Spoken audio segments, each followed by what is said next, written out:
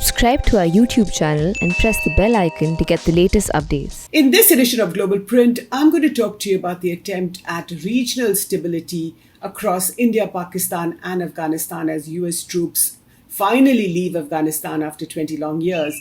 And I'm going to try and join the dots for you between Prime Minister Narendra Modi's invitation to Kashmiri leaders for talks in Delhi on the 24th of June and the meeting between India and Pakistan's national security advisors Ajit Doval and Moeed Yusuf in Dushanbe in Tajikistan on the 23rd of June, and the visit later this week by Afghan leaders Ashraf Ghani and Dr. Abdullah to Washington, D.C. And I'm going to try and connect these seemingly disparate events and developments and tell you what they mean. But before that, dear viewer, I'd like to make an appeal to you. Please do subscribe and pay just a little bit for the Print's free, fair, objective, and unhyphenated journalism. You know that we have been bringing to you the best news stories, the best videos over the last year of the pandemic. So please do continue to support us. You will find in the description of this video links to subscribe both for a domestic as well as for an international audience. Now back to my column Global Print, in which I talk about this attempt at creating regional stability between India, Pakistan and Afghanistan and connecting these seemingly disparate events, the talks in Delhi between Prime Minister Narendra Modi and all the representatives of Kashmir's major political parties, whether it's the National Conference, the People Democratic Party of Mehbooba Mufti, and all the others, the Gupkar Alliance parties. And the first most important aspect about this meeting on the 24th of June in Delhi is that it is taking place in the wake of three important developments in the Kashmir Valley. The first is that Mehbooba Mufti's uncle, Sartaj Madni, who has been in preventive detention for the last 5 months, was released this weekend, as was Dr. Naeem Akhtar, a close aide and a former cabinet minister in the PDP government. He was education minister at one point of time, a very close aide of Mehbooba Mufti. And that the very charismatic and young PDP leader Wahid Para, who was taken to the Kot Bhalwal jail in Jammu only on Friday last week, only to be brought back to Srinagar jail on Sunday. Now, clearly, these are moves that the centre is making in order to mollify Mehbooba Mufti and ensure that she comes for the Prime Minister's meeting to Delhi. And we hope that she will come. But what is interesting is that in this last 2 years since Article 370 was revoked on the 5th of August 2019, along with Article 35A, of course, and in the wake of that, several leaders in Jammu and Kashmir, whether it was Dr. Farooq Abdullah of the National Conference, Mehbooba Mufti herself, and several other leaders, Sajjad Lone, were thrown into house arrest or thrown into jail. The centre has not been able to break the mainstream political parties, apart from one or two leaders. Altaf Bukhari of the PDP has created a new party called the Apni Party, which, if rumor is to be believed, is supported by the centre itself. But be that as it may, this is an important point, that the mainstream political parties in Jammu and Kashmir have not broken. Their challenge to Article 370 remains in the Supreme Court. They are coming to the meeting with Prime Minister Narendra Modi on the 24th of June. So that's one event that is taking place. And we know that in the last several months, the Americans have been very, very active behind the scenes, as they always are. So, for example, in early February, it's no secret that that 4G communications or WhatsApp or mobile communications in Jammu and Kashmir, which had been shut down since the revocation of Article 370 in August 2019, was restored. This happened on the 6th of February. A couple of weeks later, on the 25th of February, the India and Pakistanis, the DGMOs talked and promised to restore normalcy and peace and quiet on the LOC, on the line of control, committing themselves to a 2003 agreement which had promised as much. So those were two big agreements in the last several months, and this comes as very much as part of a back channel between India and Pakistan, which has been taking place now for more than a couple of years between the National Security Advisor Ajit Doval, and you will remember that he was also the NSA in the first Modi tenure.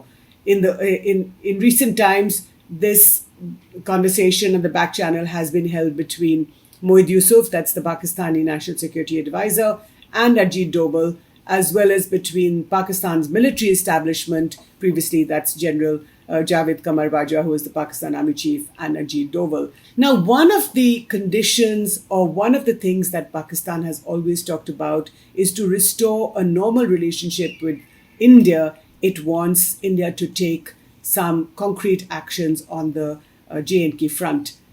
Interestingly, in the last few weeks, over the last couple of months, it has also been rumored that Pakistan has dropped its insistence on bringing back Article 370, which means that it would be content. Now, we know that there is no official statement on this account, but these are all media stories, that it would be content with the restoration of statehood, which is exactly what the J&K political leaders also want. Now, these talks between Prime Minister Narendra Modi and the J&K political leadership is important, not just because a new political process is on the anvil, but because of the impact that it can have or is likely to have on the back channel between India and Pakistan. Because if the first moves are going to be made towards statehood, then that will have definitely will have a beneficial impact on the India and Pakistan back channel, which means that this could pave the way for better and more normal relations, especially including trade between the two countries. Now, I'm going to tell you how this is going to connect to Afghanistan.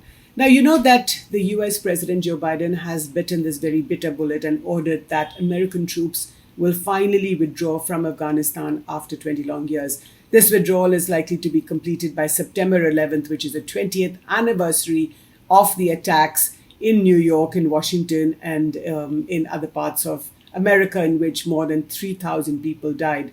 Now, that was a moment of truth in the US. And we know the history and we know what happened ever since, which is that the Americans then came to Afghanistan and bombed Afghanistan and threw out the Taliban. Now, they have been in Afghanistan ever since, have spent large sums of money, about $2 trillion, say some reports, and more than 2,000 American soldiers have died. Of course, more than 50 or 60,000 Afghan civilians have also lost their lives, unfortunately, in these last 20 years. So over the last several months, the attempt at creating a post-US order in Afghanistan has been on the anvil. Now, we saw about a year or so ago how the Americans cut a deal with the Taliban. As the Taliban grows in influence, the Americans realized that Pakistan was the only country that could deliver the Taliban to the negotiating table. So here you had Pakistan, which was only one of the 3 countries in the world when the Taliban was in power in Kabul between 1996 and 2001. Pakistan retains that influence and that leverage over the Taliban even today.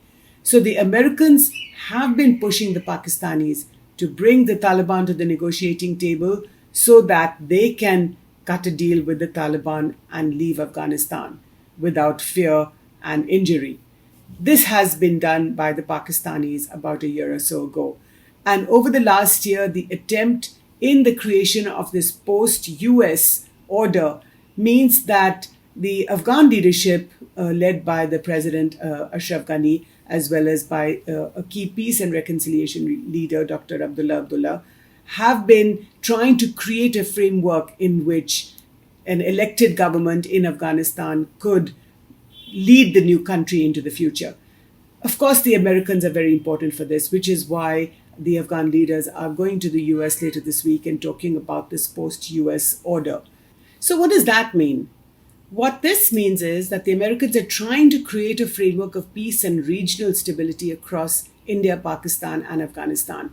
They recognize that tensions between India and Pakistan could inflame the situation between Pakistan and Afghanistan. So while the Americans would like to try and keep these two theaters separately, they also recognize that there are linkages between the two.